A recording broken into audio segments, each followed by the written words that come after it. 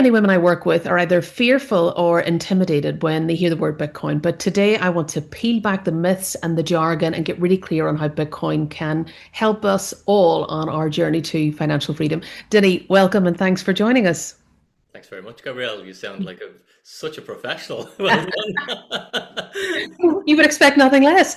Can you explain to me how you went from first discovering Bitcoin to now becoming Ireland's first Bitcoin consultancy? Yeah, simple enough story, I guess. I've been an entrepreneur all my life, and I recognize I enjoy coaching, I enjoy teaching. Um, my quick story is I broke my back, and then I got into fitness because it was a passion of mine, and I was like, okay, if I can do this for a career, that's awesome. And it was the same when I started to learn about money and investing and Bitcoin. I was like, this is a big scary thing that I didn't understand for years. And it's actually quite simple once you understand it. And I think I have the ability to explain it in a simple way and teach people from where they're at. And that's sort of where it came about from, Gabrielle. hmm So let's really break it down for the layperson. In its simplest terms, what is Bitcoin?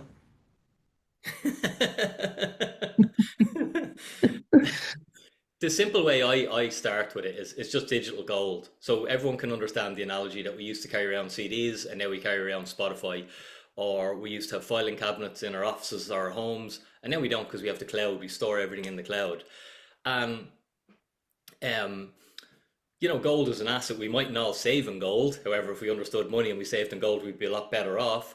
But a lot of people do understand gold and use gold and save in gold, particularly banks, central banks. And Bitcoin's just a digital version of it because the same as the cloud is a digital version of the filing cabinet, or email is a digital version of going to the post office and posting a letter, Bitcoin is a digital version of physical gold. So it does everything that physical gold does, but like most digital things, it improves upon a lot of the characteristics of it. hmm And how is Bitcoin different to all these other cryptocurrencies that we hear about, like Ethereum and Solana and Sui and everything else?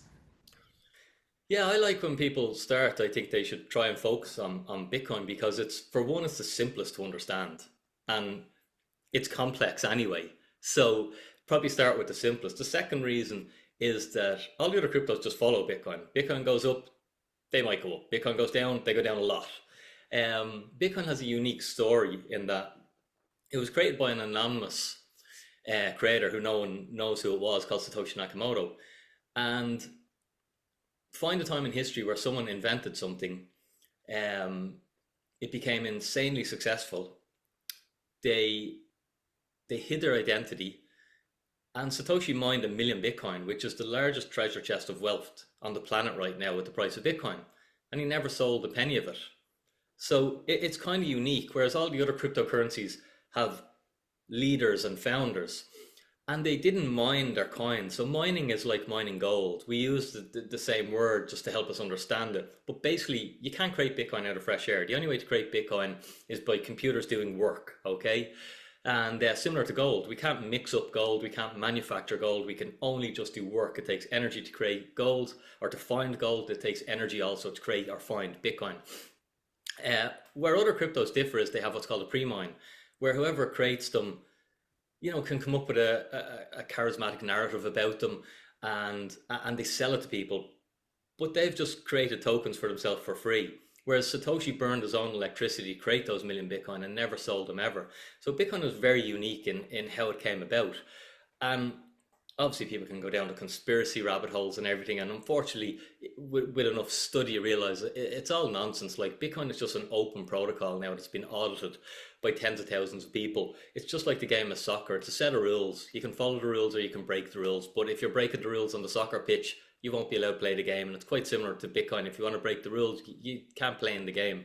So in that regard, Bitcoin also, just, I know I'm on a bit of a rant, so I'll finish at one point. Bitcoin is unique in that there's not a human on the planet has held Bitcoin for 4 years or more and lost money.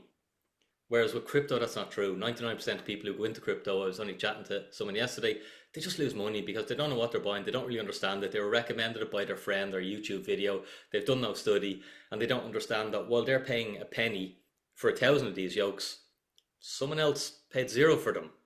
And as you're buying, they're selling. They're selling them Mhm. to you. Where are they coming from? Yeah. So Bitcoin is very unique in that regard, and a million other things, but I'll just leave it at that for now.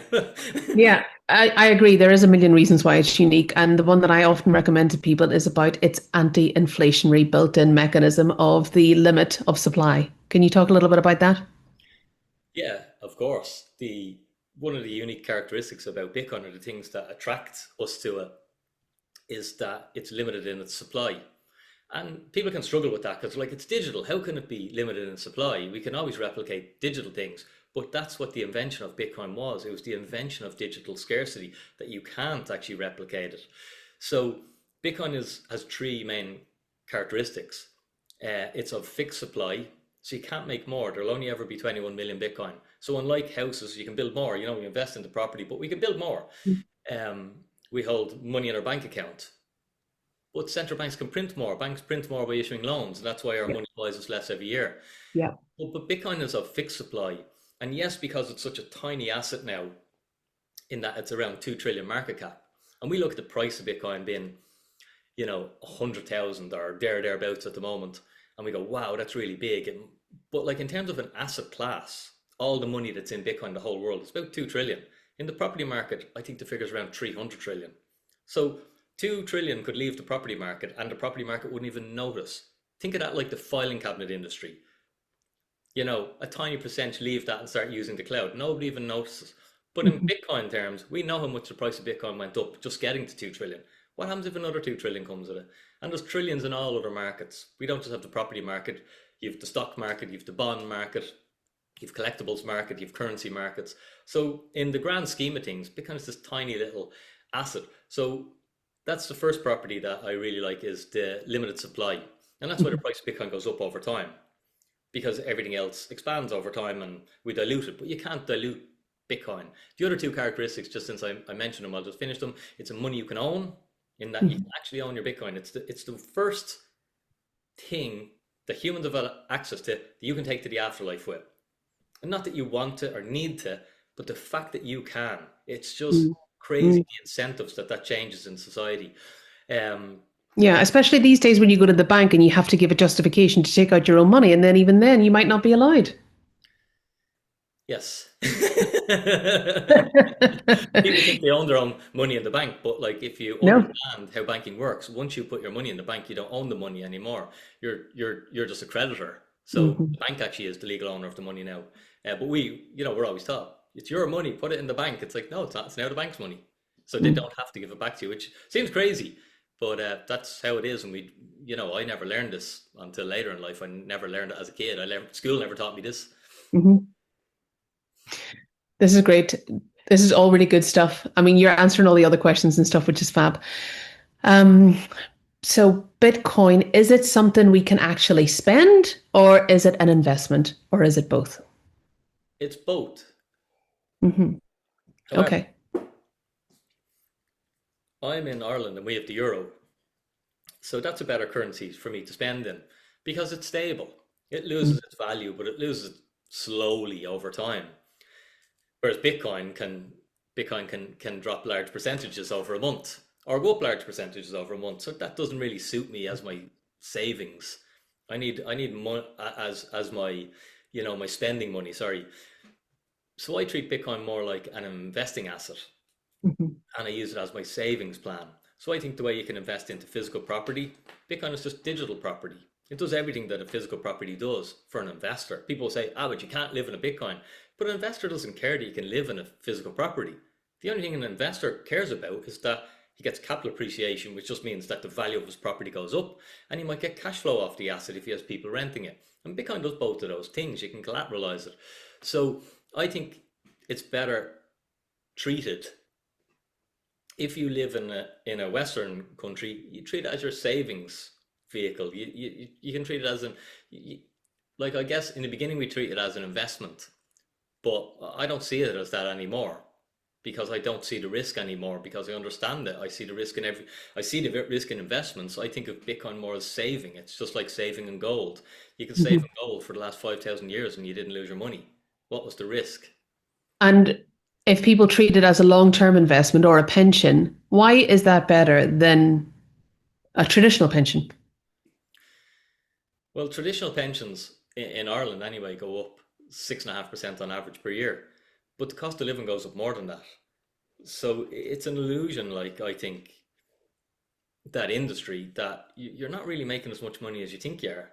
Because if the cost of living, the cost of the things you want to buy is going up at 10% and your money's making 6%, you're actually losing 3% a year and you think you're growing. Like it's the same as if I was to say, I'll give you 1,000 quid today or 1,000 quid in 2020, which was more valuable. The 1,000 quid in 2020 bought you way more stuff than 1,000 quid goes now. Everyone knows that. They've looked at the Hmm. shopping carts. So you've got to beat the hurdle rate of how much the money expands, how much money is printed and created, and like in real terms, it's around the 7%, 7 to 10%. So your returns in your pension are not really returns. You're actually losing purchasing power. So you need something that's going to beat that. You need something that can outrun that. And Bitcoin on average, since 2020, I think it's doing about 80% a year.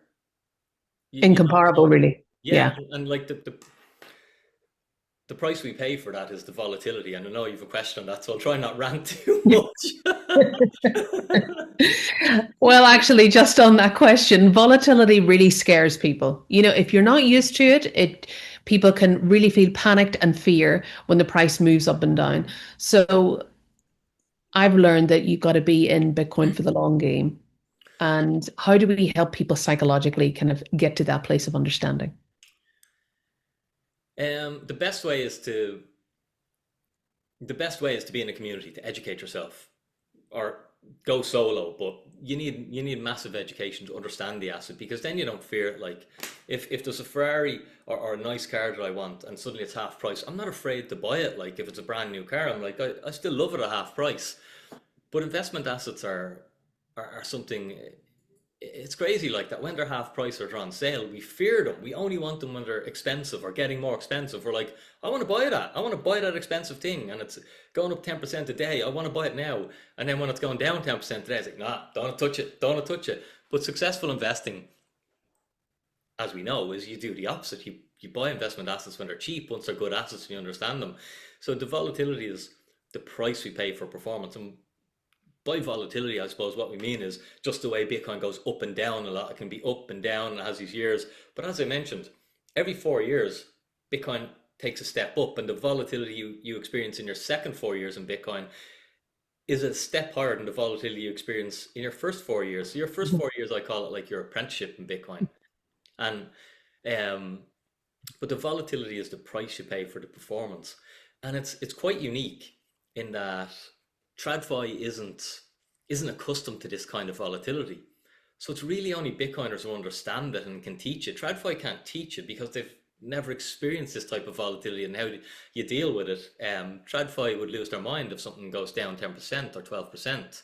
Mhm. Bitcoiners would call that a Tuesday, like. Although I would say I think that the volatility, the swing level in Bitcoin seems to have kind of contracted a bit with the institutional inflow. I take your point that actually the way to kind of harness the counterintuitive feelings that volatility can bring up is to be in community with others. The people that understand it. And I've really benefited from being in your Retire Early Club where everybody talks, everybody's so friendly. Obviously you give us lots of information, share lots of knowledge, but there's a real wider group of people that are at all different stages of their journey. And the learning piece for me has been the game changer. I always sort of echo what you say, that it's not just about investing in Bitcoin. The best investment you can make is in yourself and in your learning. So where would people start with that? Apart from signing up with you, obviously. Sign up with you, I guess. But in all seriousness, I can't emphasize it enough. You've just gave a testimonial of being in a community. It is the difference between success and failure. Mm. I know people who've been in Bitcoin far longer than me, who had access to Bitcoin at far cheaper prices, who DIY'd it and are in the exact same financial situation as they're in now because they didn't get education. They Yeah. tried to do it themselves. They'd figure it out as they go.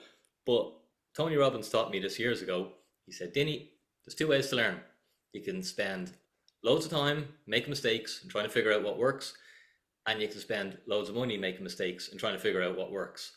And after 10 years, you'll probably be an expert and you'll be able to make loads of money and have loads of time. Or find someone who's done that. And then you get to make money and have time for 10 years and every other decade after that. So that is the secret to anything you want to learn, whatever it is to just find experts and get them to teach you and get around communities of people who are ahead of you. And you automatically are pulled towards their level. So that's a principle I've used all my life, and it just works. In swimming, I never want to be the fastest swimmer in the lane. Then I'm getting into the next lane because I'm up the front. I only have to swim a bit faster than someone who's a weaker swimmer than me.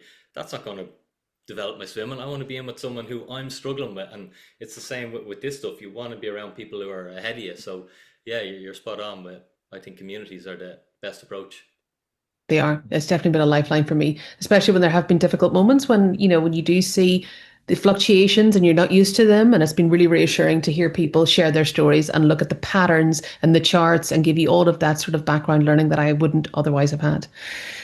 So, what would you say to a woman or anyone who feels that they're scared or kind of not smart enough to understand Bitcoin and therefore that is the barrier and that is the reason they don't want to get involved?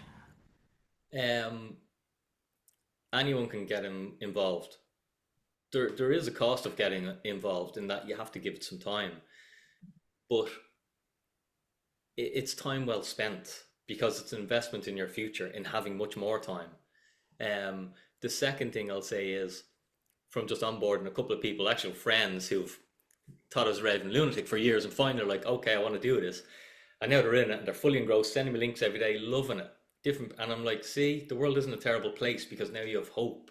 So Mhm. it's actually changed your life immediately. Although you mightn't have made all your money and been retired, you now see your path to freedom. You Mm. understand, you have control. So instead of just sitting there flicking through all the reels, which are going to make us fearful and scared of the future, and not do anything except ruin our present moment, I'm like, don't spend time on that.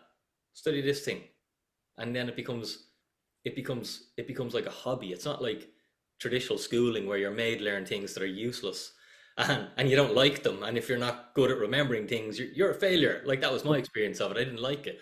But learning about this stuff, I find it interesting because I'm like, wow, this gives me freedom. This is really interesting. This can actually fix a lot of the world's problems. This is cool. And I get to learn about it. And then it sort of snowballs. And I find with a lot of people, once they go down the rabbit hole, they sort of find a passion for it. And maybe I think by the way you're thinking, I think that's happened to you as well, Gabrielle. It happened, definitely. Although I would also say that there is a place for people in Bitcoin that don't understand it and don't need to. Yeah, They true. just know that it works. They can just look at the bottom line every 4 years, and that's enough for them. Simple. Yeah, you don't have to get technical. There's simple platforms out there that do everything for you. Is it the perfect solution?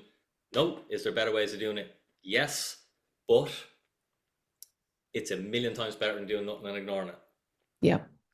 I often say to people, people have a lot of risks in their mind when they think about Bitcoin, and I'd like to talk to you about them. But I often think the biggest risk is not getting involved. That really is the single biggest one. Yeah, because once you get involved, you learn.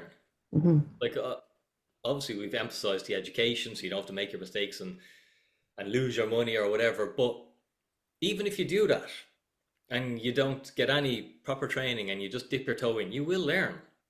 The mistakes are harsh. So if you're going to DIY it, just do it with small amounts of money so that you learn. And you know, being in something and using it is also part of the process of learning. Like I'll do, in Retirely Club, we teach us a lot of things and I do consulting.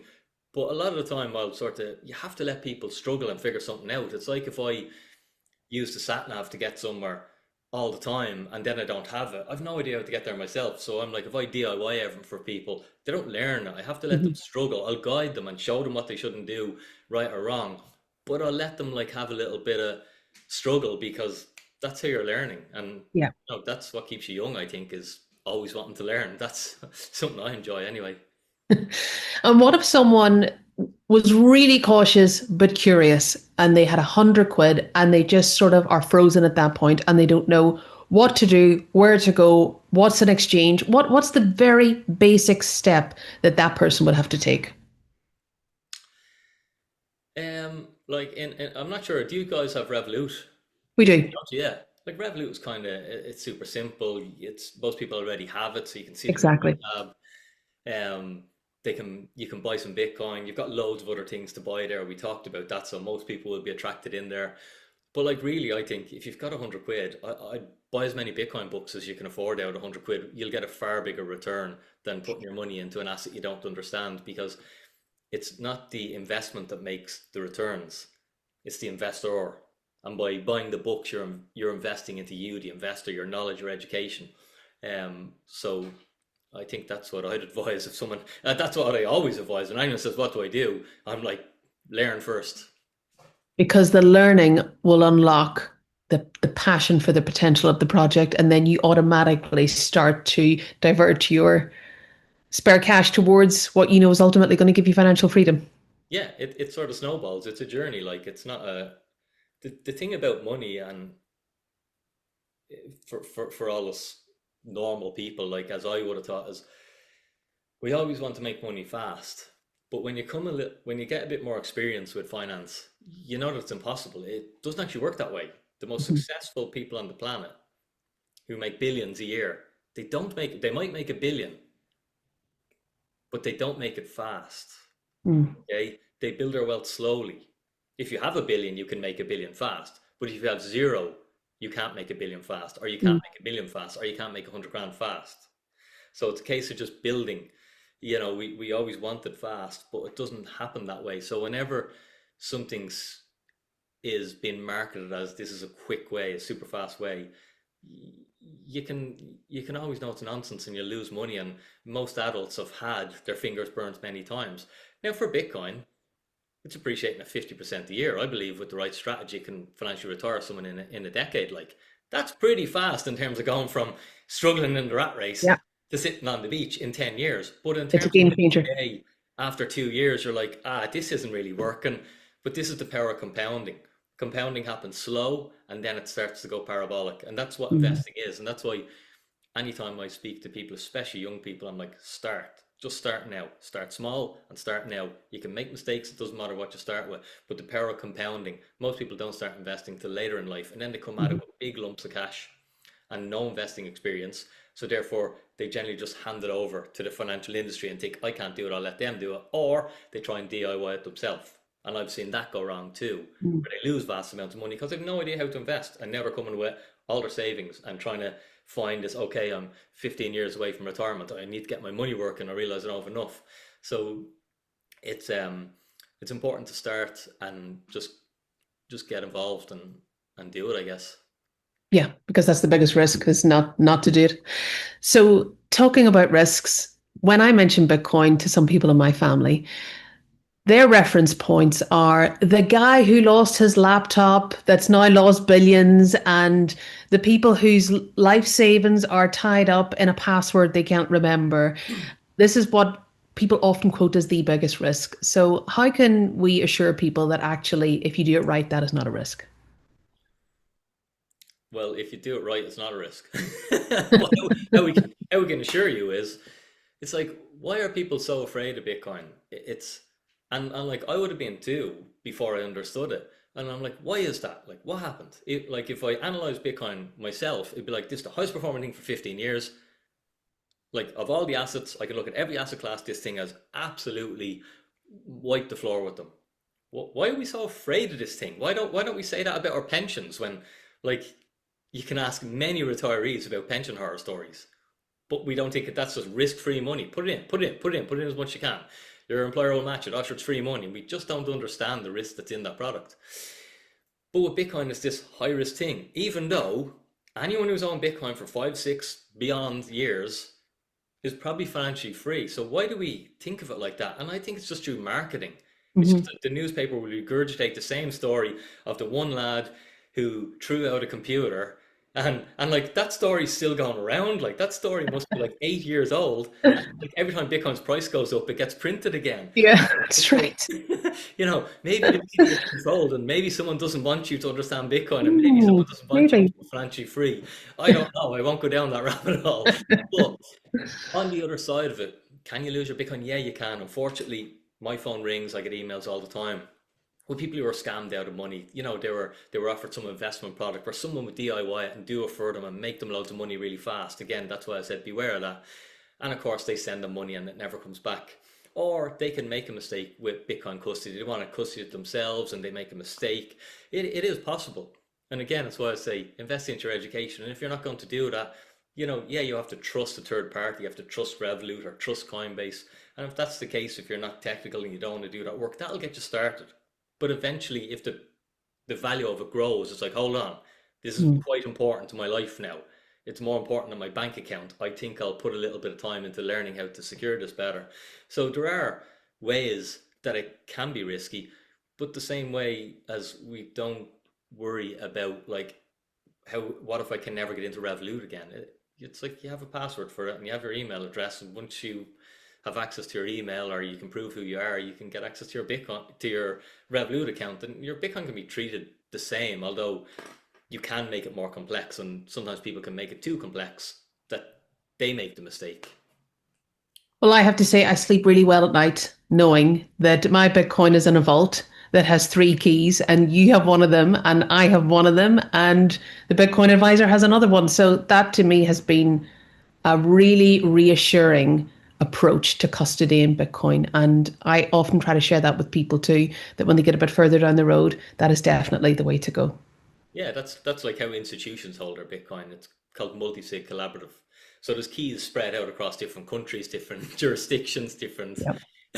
and it's super secure because you can lose some of the keys. Some of the keys can be stolen, hacked, whatever. It doesn't matter. It doesn't mean you go bust. It's not single point of failure like Mhm. most people who use say a Ledger or a Trezor. It's fine and grand, but the person is the risk. It's like don't go and die because generally the Bitcoin dies with you. The amount of times families get onto me where someone has passed away, they've had a heart attack, they found their wallet, and it just can't be accessed. And unless they can find the codes, that money is lost. And that's why there is a journey. And I'm just like, that's what it's like. Just start, just get started. Then maybe you figure out how to custody your coins yourself. Then maybe you figure out how to put them in multi-sig, and Mhm. God knows what comes after that. So it's sort of just like a journey. But yeah, there's institutional grade solutions now for retail people that takes all the risk out of it and gives you all the peace of mind. So that's the risks. And now the myths. People say it's used by criminals and that it completely wastes energy. So what would you say to that? It is used by criminals. Just as every other form of finance is. Yeah, so are euros, so are dollars. Yeah, Um, we're not banning them. no, it's just a tool, like I guess. You can use a knife to butter your bread, or you can use your knife to hurt someone.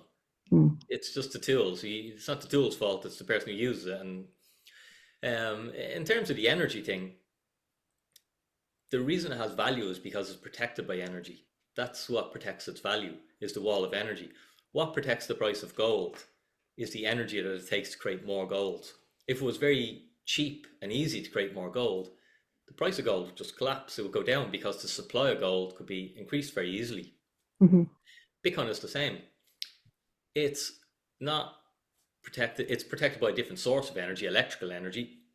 So that can be mined, or that can be created using renewables, or it can be created using nuclear, or it can be created with oil and gas or traditional ways. Um, but that's what protects its value. The thing about Bitcoin is people just use the energy figure and they don't know what they're comparing it to. If you say, well, how much does traditional finance, what sort of energy does that? Like, what's the energy of all the banks and all the staff and running this whole system? It becomes nothing compared to that. Like, so mhm. it's kind of just, again, it's like these narratives are pushed upon people and they just grab them and swallow them because Bitcoin is new and scary, and I didn't buy it early enough, so I missed out. So feck it, I hope it goes to zero, and I'm just going to be afraid of it. And the newspaper told me Bitcoin bad, so I'm just going to regurgitate what I heard without giving it any due diligence myself. And I'm not saying that from a smug place. I'm like, I was as guilty as anybody. I done that. Um, in that I swallowed all that. And it was only when I done the work myself and investigated for myself, I could find answers to all the reasons why Bitcoin is bad. And the only thing I say to people is, I've never met anyone who studied Bitcoin. and doesn't start to use it in their life. They don't have to become a Bitcoiner and Mhm. make podcasts like we do and like be Bitcoin evangelists, but they realize that this is something I need in my life, whatever the percentage is, and generally it grows. It starts off at a tiny thing, and they realize, wow, this is, yeah, and it's just like I send more emails than I go to the office to post letters. Just it's just better sending emails, so I'm going to use it more than I Mhm. choose to post a letter every time. So it's just the exact same as that, I believe. So this is a big question I think that's around at the moment, and I know that you're actually really involved and aware of AI advancements, how they're changing our lives by the second. Can AI or quantum computing ever break Bitcoin? It's a good question. Again, I'll just hammer home the same point, but it's the newspapers told us this, so we're afraid of quantum computing. However, a Bitcoin password is secured by 72 digits. Your bank is secured by four. Which is at risk first? Hmm. Yeah, you know, so worry about your electricity, worry about quantum breaking your food supply, worry about quantum clearing out all the banks and causing absolute chaos in the world. Don't worry about your Bitcoin, okay? Because your Bitcoin's far more secure. That's how I would see it. Hmm. Um, and the second point is like about quantum. The Bitcoin community has been discussing this for 15 years. You can go back and look at Andreas's Wow. videos back in 2012, and he's talking about if there's a quantum attack, this is how it's solved. So we're talking a decade they've been ahead of this stuff and considering it and preparing for it. Well, TradFi has probably just scratched their head going, like, you get a text message to approve a transaction. Like, it's so archaic, it's so brutal. Like, you can just do a SIM swap on someone.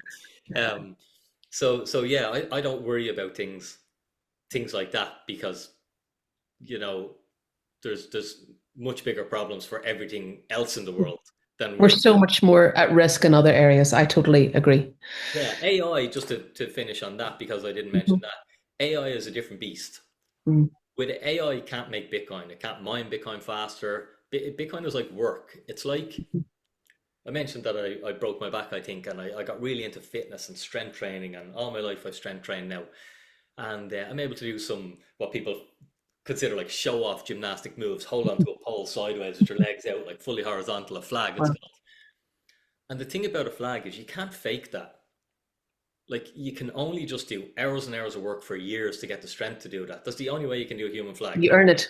You earn it, yeah, and it can't be faked. It just work. It has to be work, work, work. And Bitcoin is the same.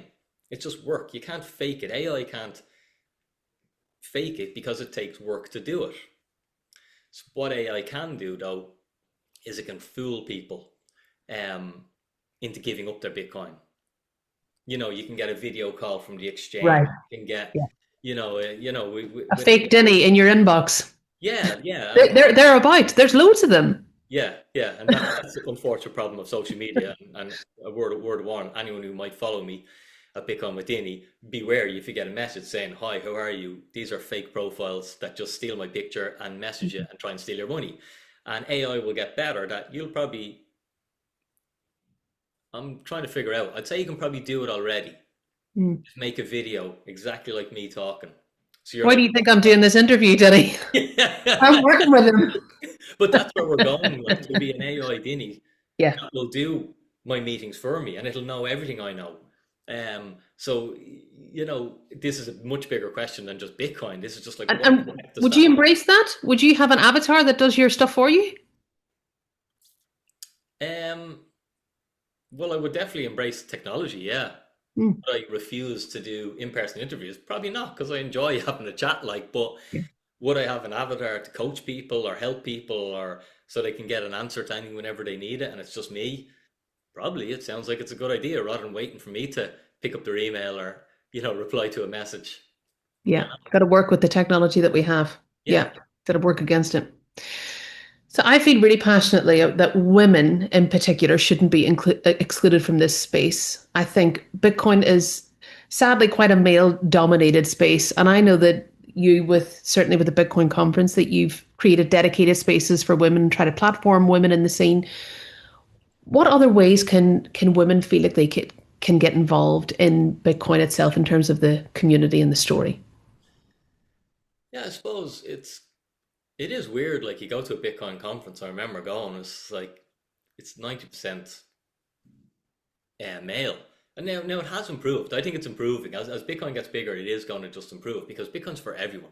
No matter, it's for everyone, so it doesn't matter. But like we tried to have um women in Bitcoin and try and get more. And even for me, I found like trying to get women speakers was difficult. Um, so, all I can do is say, rally the troops. we we need more women in the space. Like, Yeah. yeah, and just to get involved, there's no reason for it to be male versus female. It's the exact same. Every single person needs money and uses money. Mhm. So I don't really understand why it's so male dominant. And hopefully you can do something to make a dent in I that. hope so. Together we can. I mean, I Yeah. remember the first call that I had with you that you were actually really passionate about getting people from a range of backgrounds involved, that you didn't want this to be a space for bankers and institutions and people that already had wealth and just want to enhance it. I remember that being a really sort of passionate area for you. And I've since taken that back in the work that I do, not only with women, but also with charities. And I really do see that there is a space and a place for charities to be able to grow their wealth because they have such a natural inclination to be risk averse and they sit on cash for rainy days. And that cash could be Bitcoin that's growing to help them deliver on their mission so much better. But particularly for women, I think that they are disproportionately affected when the economy is hit.